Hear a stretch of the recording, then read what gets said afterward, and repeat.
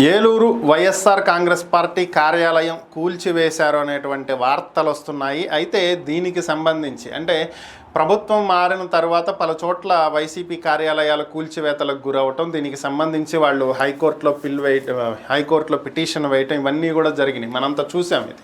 So ఇప్పుడు పరిస్థితి ఏంట్రా అంటే ఏలూరులో ఈ మధ్యకాలంలో ఒక నెల రోజుల నుంచి కార్యాలయాల కూల్చివేతల వార్తలు వినిపించట్లా. నిన్న 15 స్వాతంత్ర దినోత్సవం నాడు ఏలూరులో వైసీపీ కార్యాలయాన్ని కూల్చేశారనేటువంటి వార్త కొద్దిగా ఆలస్యంగా వెలుగులోకి వచ్చింది. దీనికి సంబంధించే స్థానిక వైసీపీ నేత మాజీ ఉప ముఖ్యమంత్రి ఆళ్ల నాని స్పందించడం జరిగింది. ఈయన ఏలూరు జిల్లా అధ్యక్ష పదవికి అలాగే ఏలూరు నియోజకవర్గ ఇన్ఛార్జ్ పదవికి కూడా రాజీనామా చేశారు.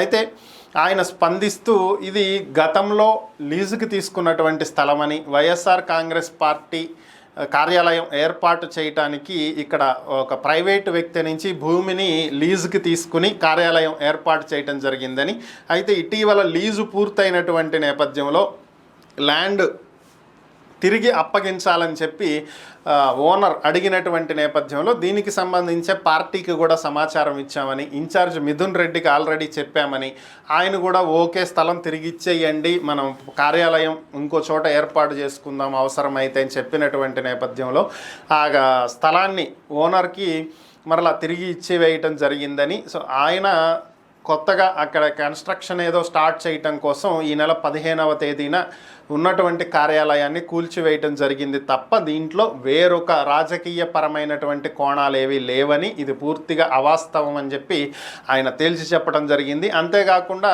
ఆయన ఈ రాజీనామాల వ్యవహారానికి సంబంధించి అప్పట్లో ఏం స్పందించలేదు, ఇప్పుడు స్పందించడం జరిగింది. ఆయన వైసీపీ పార్టీ ప్రాథమిక సభ్యత్వానికి కూడా రాజీనామా చేస్తున్నట్లుగా ప్రకటించడం జరిగింది. అంటే ఇక పార్టీ నుంచి పూర్తిగా తప్పుకుంటున్నటువంటి పరిస్థితి. వ్యక్తిగత కారణాల దృష్ట్యా తప్పుకుంటున్నాను తప్ప వేరొకది ఏమీ లేదు. సో నేను కేవలం నా వ్యక్తిగత కారణాల దృష్ట్యా పార్టీ నుంచి బయటకు వచ్చేస్తున్నాను, రాజకీయాల నుంచి బయటకు వస్తున్నానని ఆయన మరొకసారి ప్రకటించారు. మరి ఏం జరిగిద్దో చూడాలి.